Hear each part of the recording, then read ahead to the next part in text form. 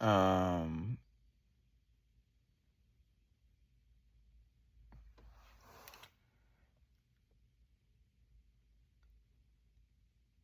People might not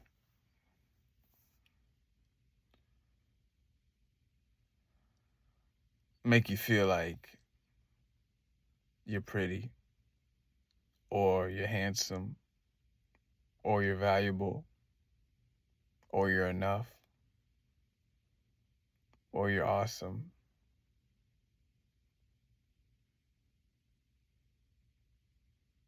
But God's looking at you like, dude, I think you're more doper than the whole than the stars in the sky, bro.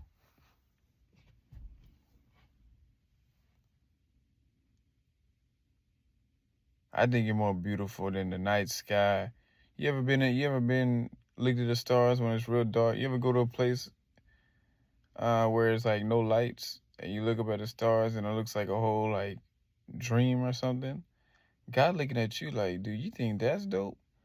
I think you're more beautiful than that. And God, and watch this. God's like, watch this. God's like, and I created that. The stars and the whole night, space, sky. And I created that. And I'll tell you, I think you're more beautiful than that. God told me that personally. So I know he feels the same way about his other children. He has no favorites.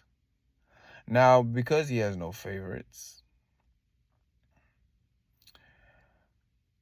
and I've thought a lot about it, I'm like, he has no favorites. And then it hit me. I said, oh, because the verse after says, God will either reward, God will basically, the God, you will get the fruit of your actions with God. So he loves all of us the same, but he's like, if Corey's gonna do what I say more and be more obedient, his life's gonna look better. Yeah, I mean, the fruit he's gonna get is gonna be better than your fruit. Bobby, who keeps sleeping with your girlfriend and won't break up with her. Jamie, who keeps right hanging out with those girls that right influence her to be lukewarm and be gossiping and not going hard for God. Billy, who keeps hanging out with them people on your basketball team, even though they don't believe in Jesus. But they some potheads. They be going try right to the club at night and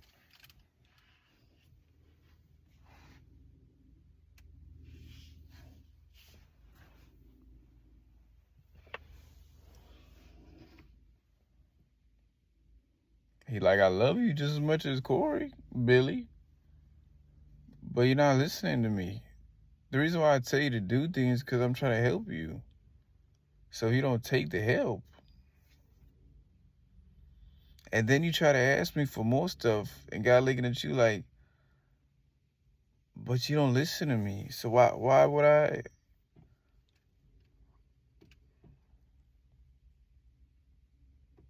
I'm not gonna you keep asking for a wife, Billy, but you won't stop watching porn, bro.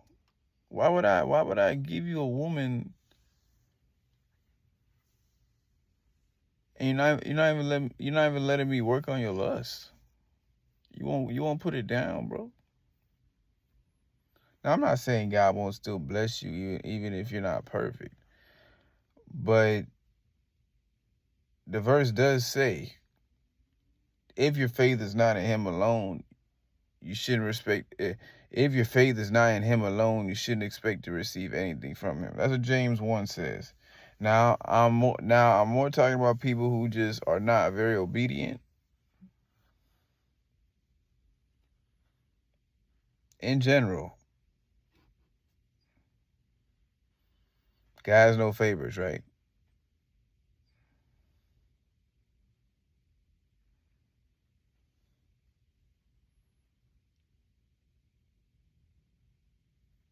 I think about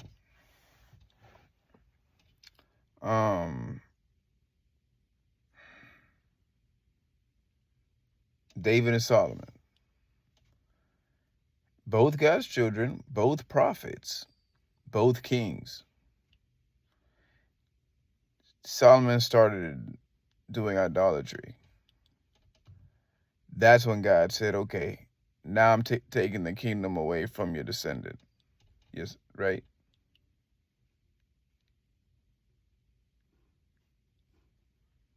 David didn't do that.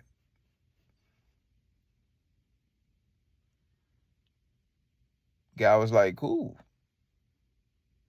Solomon started, it says in the Bible, Solomon started worshiping all these pagan idols, and it's because he didn't follow, it's because he married women from the nation and the tribe and the place he wasn't supposed to marry. And God had told him that if he did that, they'd turn his heart to pagan gods, and he did it anyways. 1,000 wasn't enough. He needed more, right? He kept doing it. 1,000 women? Bro, I just want one. No, he ain't condemning Solomon. I'm not saying I'm better than him, but you see what happens, right? And that probably had pride, probably had something to do with it. Pride, right? To think that you can just start worshiping another something other than God, and it's gonna go well for you. That's pride, right? Because you done totally act like you don't need Jesus no more if you're doing that, right? And God said, okay, he said, I'm not gonna take the kingdom away from you. I'm gonna let you keep it while you're alive, but your descendant, I'm taking away from him, right? Your descendants, I'm taking away from him, right? Kingdom will no longer be yours because you want to be worshiping pagan idols with your little women you married that you weren't supposed to marry. Was it worth it?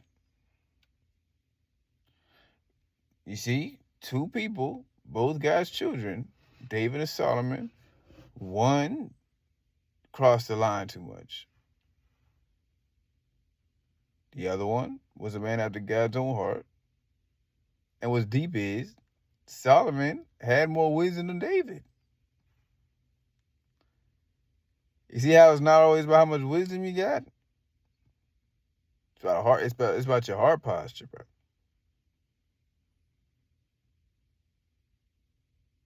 Yeah. Oh, you can be with God, get a lot of wisdom, then go astray. That's how with Solomon. Yeah. God doesn't, he didn't say if you love me, get wisdom. Be wise. He didn't say if you love me, be wise. He said if you love me, obey me.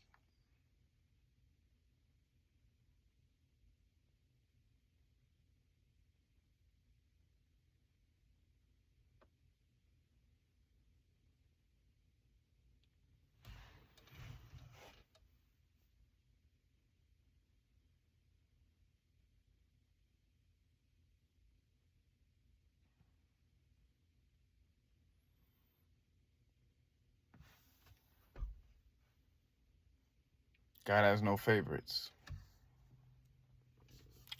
I hold on to that, right? Because sometimes when you're really going this hard for God, to the point where I'm looking around like, is anyone else even going remotely close to as hard as I am going for God? It feels like that, especially my age. I'm 23. I probably look 23 with no beard, but with a beard, I look like I'm 30, right? Um, or I don't know, but yeah, I'm looking around like I haven't met one person who's going remotely even close. It seems like to as hard as I'm going for God. Now, hopefully, I'm wrong. And if you think I'm wrong, remember you only see videos on a screen. You don't really see all I do. So check yourself and be like, okay, I don't know. Because I don't know either. But it seems like it. Seems like nobody. And I'm like, sometimes you can start feeling like, oh man, what's the reward for all this? If we're all going to heaven and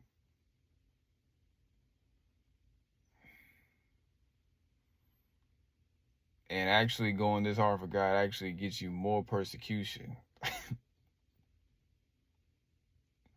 Now, keep in mind, God has right built me for this, so the amount of persecution that might destroy other people or be too much for other people, low key be light work for me. I know it's hard to understand, but that's the way God has been working on me with that for years. I brush it off my shoulder like it's nothing. Somebody might say something to me that I brush off my shoulder like it's nothing, but if they said it to you, you might start crying, right?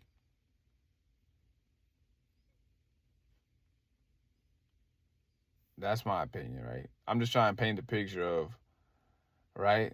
So yeah, I get more persecution for going this hard for God, and more exclusion, and more people talking bad about me, and more people thinking I'm crazy and out of my mind, and more people um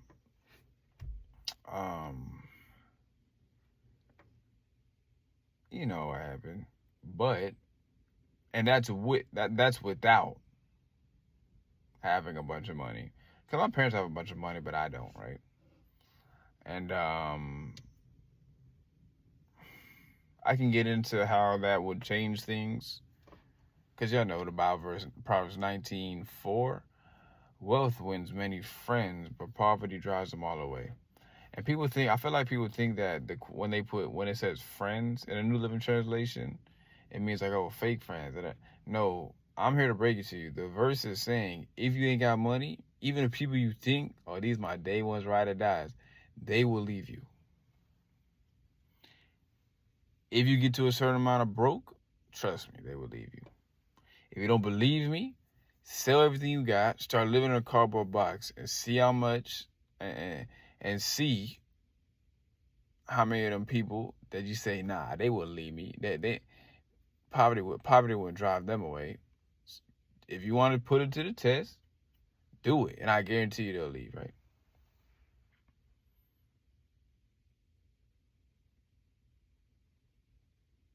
Cardboard box is an extreme, but even if you get drastically, even if you got a bunch of, even if you wealthy right now or whatever, let's say you started becoming like poor, right? Lost your job, struggling, day-to-day check. Watch them start hanging out with you less and less and less. I'm trying to put y'all on game, right? Whether that's true or not, the verse is true, right? Poverty drives them all away. So what I'm trying to say is, if I was going this hard for God, but I was driving now I'm going viral on Instagram, so pretty soon I am gonna be driving a Cybertruck probably and have a bunch of money. So it'll change, right? But Honda and Texas Tech student when I'm 23, sophomore, 23. That's not enough for a lot of people to think I'm important enough to give time to. I'm keeping 100, right? It's how the world is, right? But if I was in the NBA, then they hit me up first. I can't remember the last time somebody's hit me up first to hang out. When's the last time that's happened? The last time that has happened was at the beginning of this year. It's June, right? The last time that happened was at the beginning of this year. And the dude who I'm talking about, he was autistic, right? And I'm not saying there's anything wrong with him, but he probably was just doing that because he was desperate to hang out with somebody, right? So that just goes to show you what I've been going through, right? Um,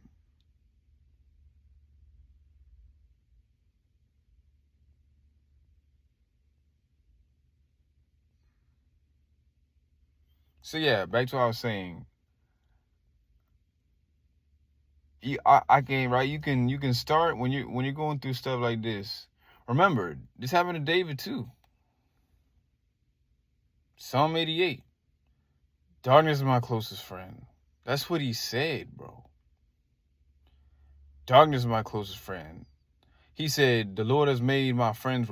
The Lord has made me repulsive to my friends. That's what he said, bro. He's made me repulsive to them. I'm here to break it to you. God sometimes will bring you through valley seasons that deep in the valley, right? To help you. Oh my God. God will never ever just let you go through something and it don't and for no reason, right? That's what you gotta hold on to. Now the thing I was finna say though is you can start getting like, is anything like,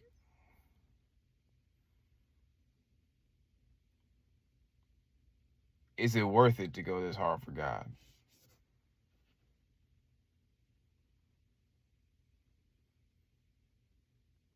I could dial it back, turn down my fire a little bit, because I'm on fire for God. I could, and it ain't just no regular fire. I'm talking about I'm on like, did like, right? California wildfires fire, but right? We burning.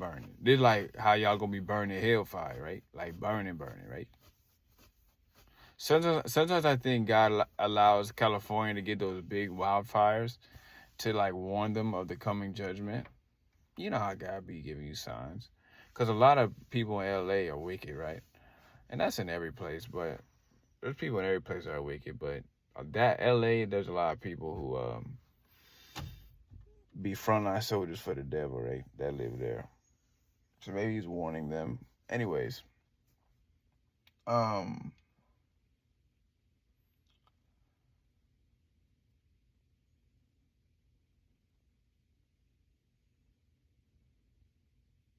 right? I could dial it back, turn down the heat, turn down the level I'm going at, turn not go as hard for God, turn down the fire a little bit. And guess what? I probably have more people want to hang out with me. Here's what's deep, y'all. I'm choosing to not have, basically, I have friends, but it's not like, right? I'm choosing to keep doing this, even though all this stuff is happening to me. Cause you know how easy it'd be. All I had to do was delete all the stuff off my Instagram, delete all my Christian song, and guess what? And then just right, and then just right, stop all that Jesus stuff, wait a little bit, and guess what? Then everybody would be inviting me to the parties because right, watch this. I changed myself for their approval. Yeah, I could have a bunch of friends. I used to. That's part of the reason why I will not stop, right, doing what I'm doing, no matter what gets thrown at me. Because I used to be that guy that I was going 100 miles per hour for the enemy, right, for the devil. Well, let me wrap up the video, right? Because I feel like that's God giving me a sign. Wrap it up. So, ooh, light not coming on. Anyways, listen to me.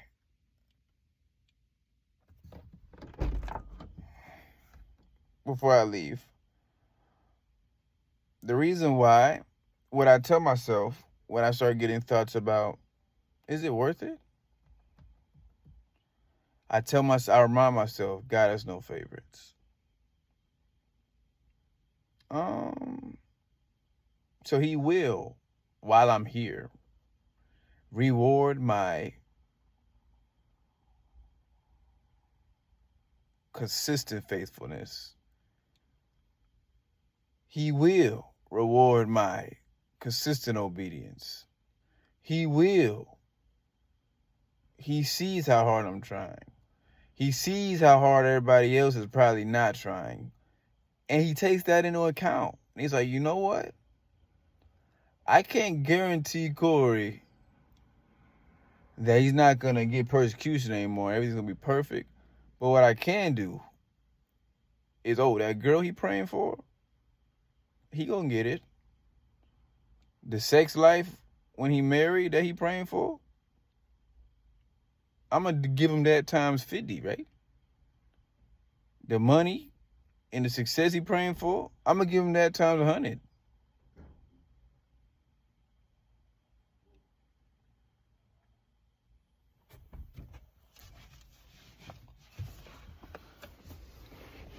He's like, I can't guarantee, Corey, that your life is going to be perfect after, right? For the rest of your life, just because you've been obedient.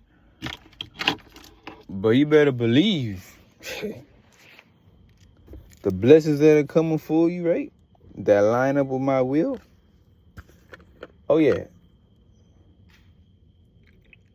It's going to be, you're going to be sitting there thinking, yes, it was worth it, God. And guess what? The people who went lukewarm, not going to get to experience that.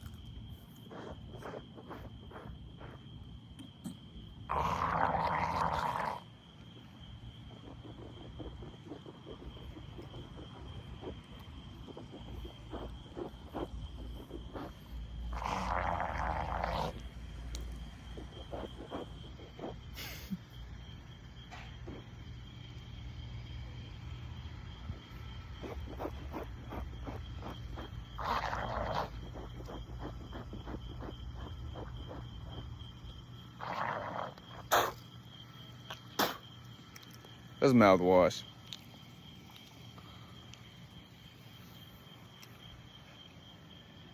Now, I'm not saying they won't experience any blessings, but you best believe that God takes your obedience and how hard you try to go for him into account when he's lining up your blessings. You better believe.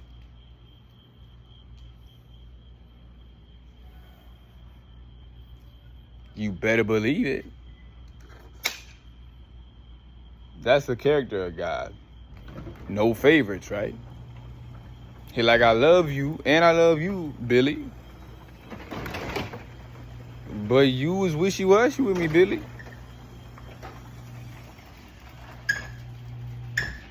So you traded to getting their approval, which is what you often have to get when you're being wishy-washy and lukewarm with God. You're trading man approval for God approval, right? I mean, God approval for man approval. So he's like, you got their approval, Billy, and you didn't go through what Corey went through. Long seasons with no friends, loneliness. And Billy, I actually would have developed, that actually would have been good for you, Billy, being in isolation for a little bit. Because I would have grew stuff in you that you needed, but no. Now, I don't love Corey more, but don't be surprised if you're driving this, right? And that. And a Cybertruck. He already is. Kinda. My parents' cars. But I get to drive them sometimes. You better believe it, right? You don't believe me? Ask David. God made the dude king. And he was what?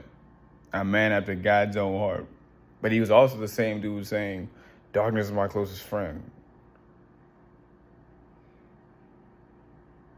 Let those hard times happen. Don't quit on God. Keep going as hard as you can for him.